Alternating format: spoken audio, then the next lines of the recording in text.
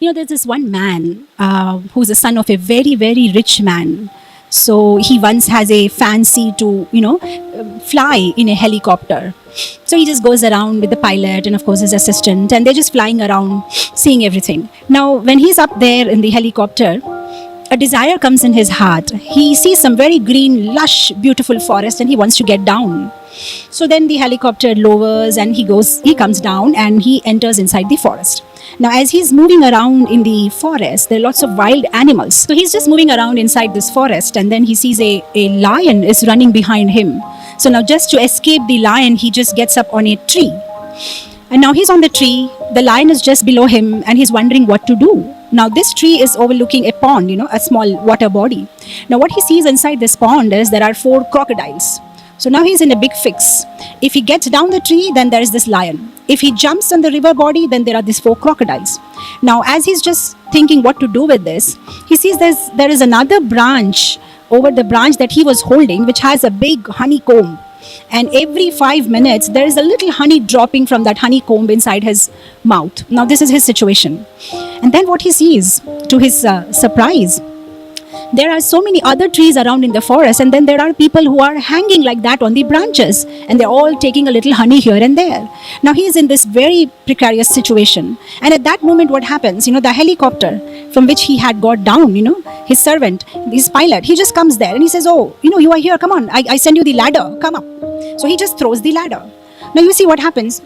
They are high up, right, the helicopter, and this boy is hanging on the branch of the tree. So he is not able to hear what this man is saying. So there's another boy sitting there next to the pilot, and he's translating it. He's asking you to hold the ladder. Come on, give me your hand. Take one step at a time and come up on the helicopter. Now this man is all ready to get up on the ladder. But then he says, can you wait for 5 minutes? Because every 5 minutes there is a little drop of honey that falls in my mouth. So can you wait for 5 minutes? I'll just take this little drop of honey and I will get up the helicopter. Now this is very much the Puranas say, the story of our lives. We have ended up here from Goloka Vrindavan and we are suffering. Here we are in this forest of material existence. And here is the lion, the death, which is all the time behind us, ready to devour us. And then here on the other side are the birth, death, old age and disease, the 4 crocodiles who are ready to put us in the cycle of birth, death, old age and disease, life after life. And in this situation, we have a little pleasure here and there dripping from the honeycomb. And at this kind of a situation, the pilot, the Guru Parampara, they just come there and the Acharyas, and then they throw the ladder on us. And that ladder is Srimad Bhagavatam. When we take that ladder, then we can just climb. There are 12 steps to that ladder, 12 cantos. Just take a step one by one and off we go, back home, back to Godhead. But this boy says, wait, I want to take the honey which is going to come after every 5 minutes. So the pilot is trying to explain to him, Beta, little dear boy, your mom at home is waiting with the dinner table, honey-laden pastries, lots of cakes, pasta and lasagna. And you are waiting for this little honey drop. There are gallons and gallons of honey at home. Let's go back home. Enough of playing. And the boy is, no, just 1 minute, a little honey. Now, the boy is not able to understand what the pilot is saying. So there is another boy sitting next to the pilot who is making it easy for the boy to understand. Because the little boy, right? So how to get him attracted?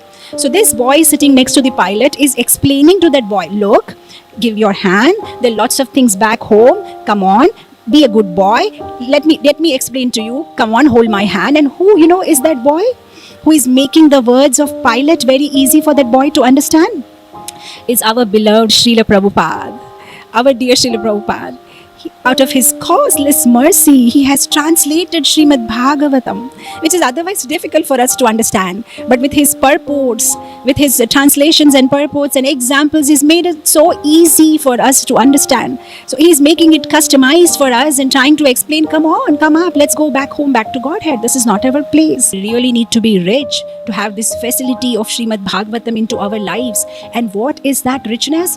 You really need to have accumulated a lot of good karma. If we have a lot of good karma, only then Srimad Bhagavatam walks into our lives. Decided to start reading Bhagavatam seriously, that means you have accumulated so much good karma. Only then you get this opportunity to hear about Bhagavatam, to read about Bhagavatam, to speak about Srimad Bhagavatam.